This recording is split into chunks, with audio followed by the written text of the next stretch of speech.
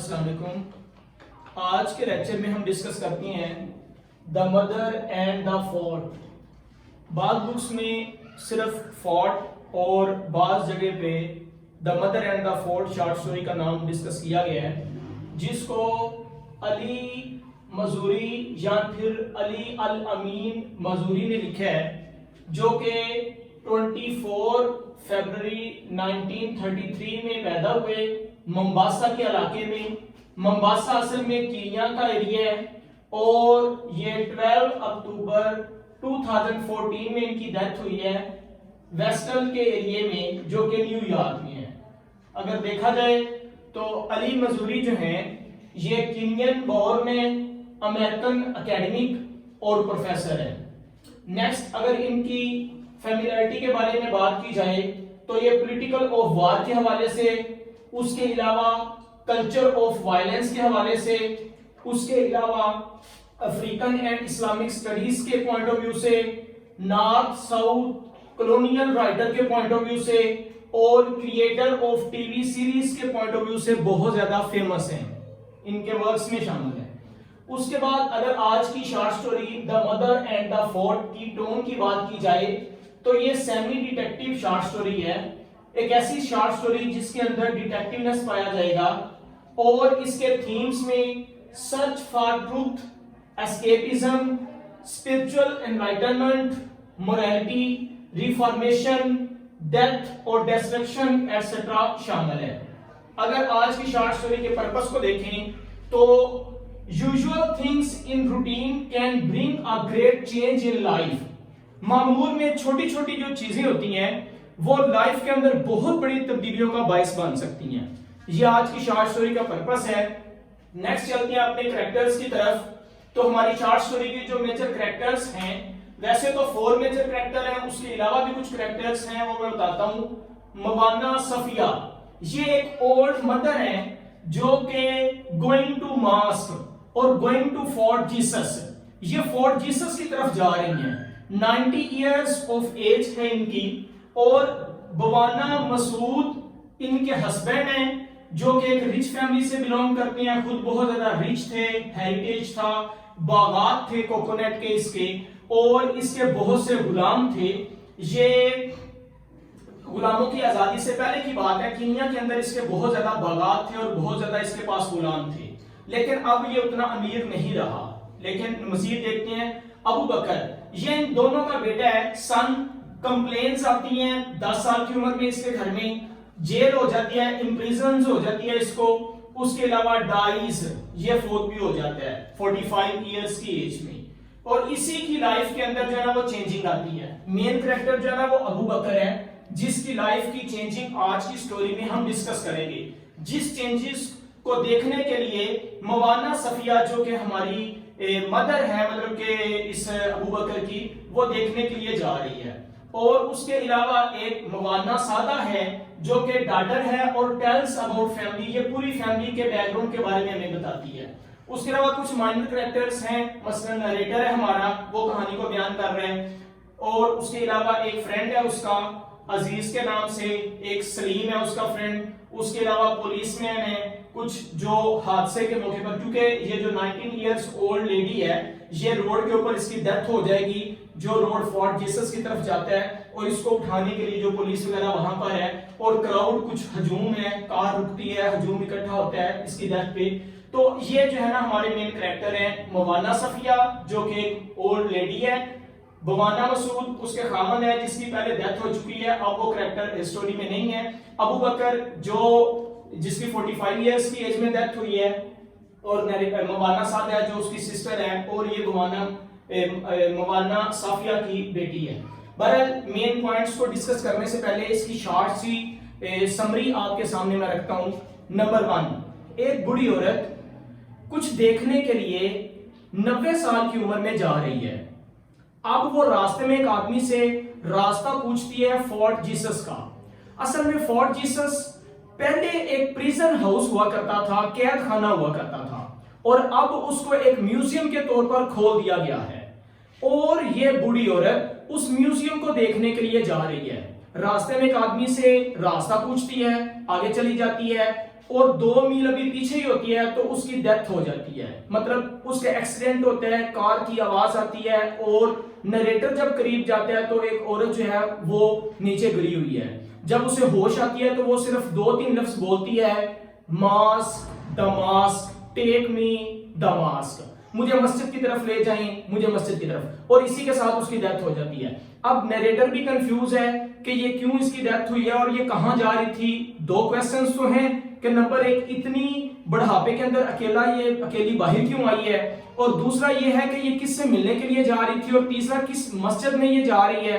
تو یہ چیزیں جو ہے نا یہ ایک مسٹری اپنے اندر رکھتی ہیں. پولیس والے بھی پریشان ہیں، نیریٹر بھی پریشان ہے. اب شام کو نیریٹر جو ہے وہ ایک ریسٹورنٹ میں جاتا ہے تو اس کا دوست اسے بتاتا ہے کہ مجھے ایک بڑھیا نے راستہ پوچھا تھا. اصل میں وہ اسی عورت کی طرف اشارہ کرتا ہے جو فورٹ جیسس کی طرف جا رہی تھی. وہ مزید نیریٹر جو ہے اس کے اندر ڈیٹیل میں جانے کی کوشش کرتا ہے. بعد میں نیریٹر جو ہے وہ فورٹ جیسس کا بھی جا کے جائزہ لیتا ہے اور اس کو بھی دیکھتا ہے. پھر نیریٹر جو ہے وہ اس موانا مسعود کے گھر میں بھی جاتا ہے جہاں موانا سادہ رہا کرتی تھی، اور اس کی بیٹی سے ملتا ہے موانا سادہ سے اور اس سے انفارمیشن لیتا ہے اور ساری معلومات ہم تک پہنچتی ہے. اور بیٹی جو ہے وہ بتاتی ہے کہ ہماری ماں اصل میں فورٹ جیسس میں اس لیے جانا چاہتی تھی کیونکہ اسی جیل کے اندر قید ہونے کی وجہ سے اس کے بیٹے ابو بکر کی لائف کے اندر تبدیلی آئی تھی.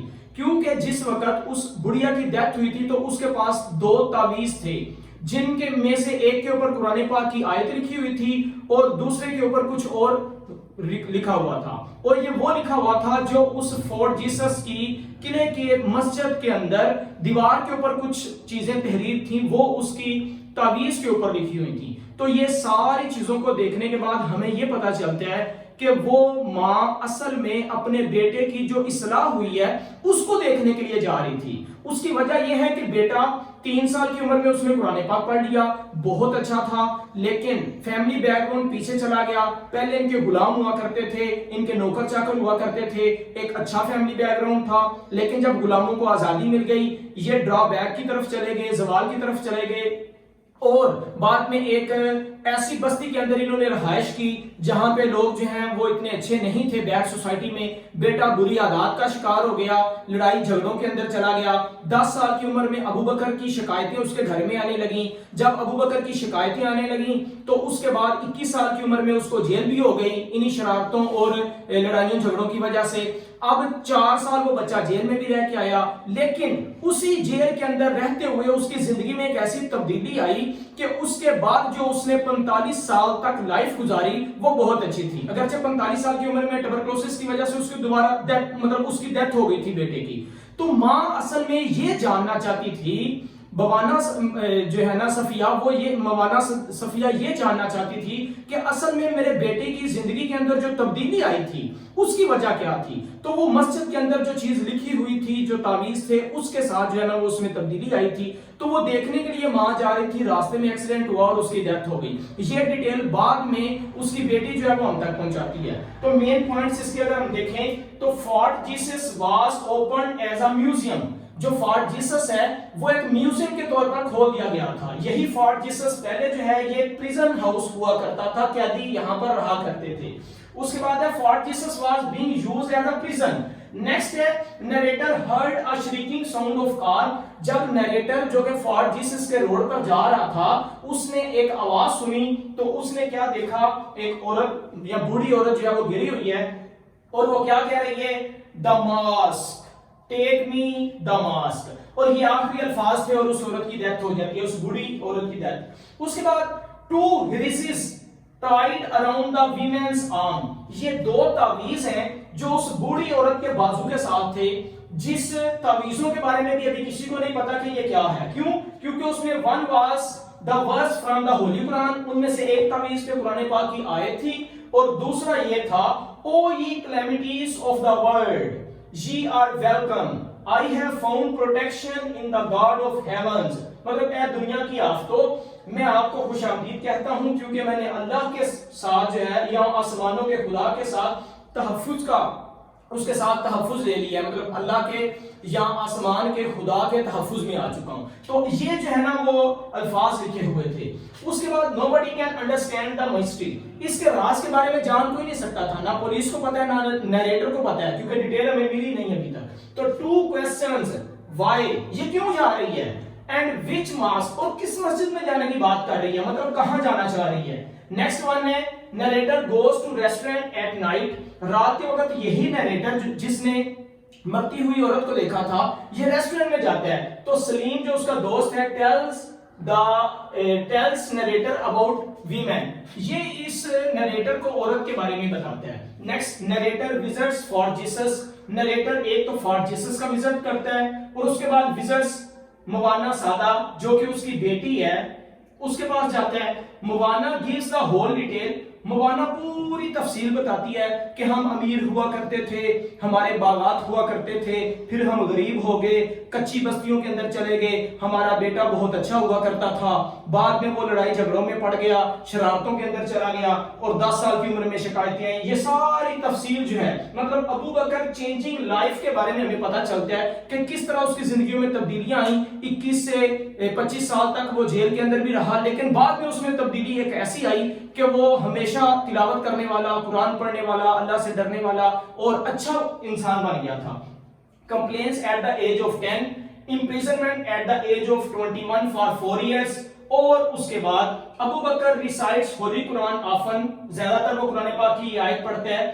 کیا کہتا ہے جس کے اندر ترجمہ یہ ہے کہ اللہ تعالیٰ اس کا کبھی بھی حالات، ان کے کبھی بھی حالات نہیں بدلتا جب تک انسان جو ہے وہ اپنے دل کو خود ٹھیک کرنے کی کوشش نہیں کرتا. جیسا کہ verily Allah changes not the condition of men until they first change what is in their heart، جب تک اندر جو ہے وہ نہیں چینج کیا جاتا تو اللہ بھی ان کے حالات نہیں بدلتا. تو یہ ہمیں پتا چلتا ہے اس بات سے، نریٹر کو ساری کہانی کا اندازہ ہو جاتا ہے، narrator understand the whole situation, وہ ساری صورتحال کو سمجھ جاتا ہے کہ کیوں جو ہے وہ ایک بوڑھی عورت اس چیز کو دیکھنے کے لیے جا رہی تھی جو فورٹ جیسس میں پائی جاتی تھی، اور اصل میں وہ فورٹ جیسس کے اندر جو مسجد ہے اس کو دیکھنے کے لیے جا رہی تھی. اور اسی مسجد کو دیکھنے کی وجہ یہ تھی کہ اصل میں وہ اپنے بیٹے کی تبدیل ہوئی زندگی کی وجہ معلوم کرنا چاہتی تھی کہ میرے بیٹے کے اندر اس طرح پازیٹیو چینج کس انداز میں آیا. بہت شکریہ.